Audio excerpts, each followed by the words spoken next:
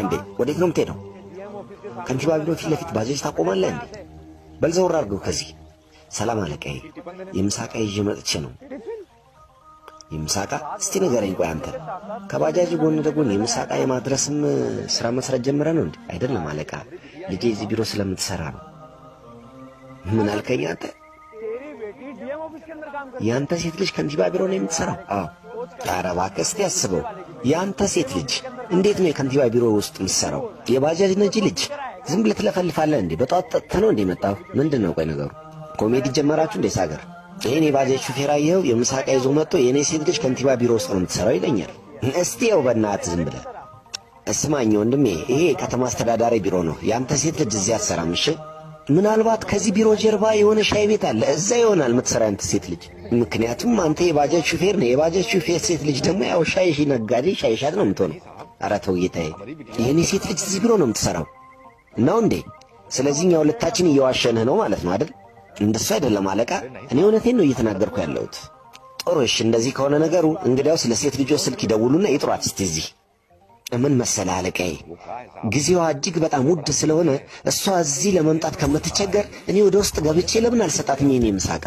ስማኝ አንተ ሰው፣ እውነትም ጠጥተህ ሰክረህ ነው እንደ መጣኸው? ትሰማለህ? ይህንን ያክል እርግጠኛ ከሆንክ የኔ ሴት ልጅ እዚህ ቢሆን ነው የምትሰራው ካልክ ደውልና አሁኑኑ ጥራት እዚህ ውጭ።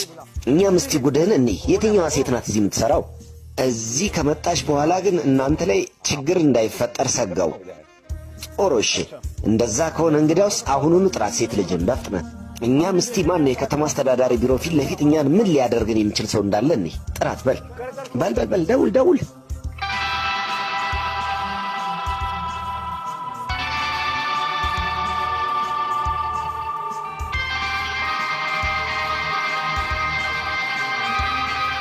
ሄሎ ልጄ፣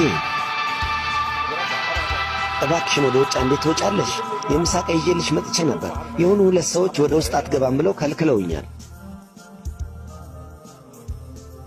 እየመጣች ነው። ክብርት ከንቲባ፣ አንድ ወደፊት። እመቤቴ የፈለጉት ነገር አለ እንዴ? ለምን ያስጠሩኝም ነበር? እኔን ለምን ወደ ውጭ ለመውጣት ተቸገሩ? እመቤቴ የሚሄዱበት ቦታ አለ እንዴ? መኪና ላዘጋጅ? ልጄ እናትሽ በጣም ጣፋጭ ምግብ ሰርታለች። ልጃችን በጣም ስለምትወድ ውሰድላት ብለኝ ይዤልሽ መጣሁ። እሺ አባዬ፣ አመሰግናለሁ። አባቴ ነው። እሺ ለምንድን ነው ወደ ውስጥ አላስገባም ያላችሁት? እመቤቴ አባትሽ መሆናቸውን አላወቅም ነበር። እንዲህ ዝም ብሎ የሚገባ ሰው መስሎኛል። አዎ እመቤቴ አባትሽ መሆናቸውን ብናውቅ ኖሮ አንከለክላቸውም ነበር። እባክሽን ይቅርታ አድርጊልን፣ አጥፍተናል። ይህንን አክል እብዶች አይደለንም። አባትሽን ምግብ እንዳይሰጥሽ የምንከለክል እኮ አጥፍተናል። እመቤቴ እባክሽን። አሃ አባቴ መሆኑ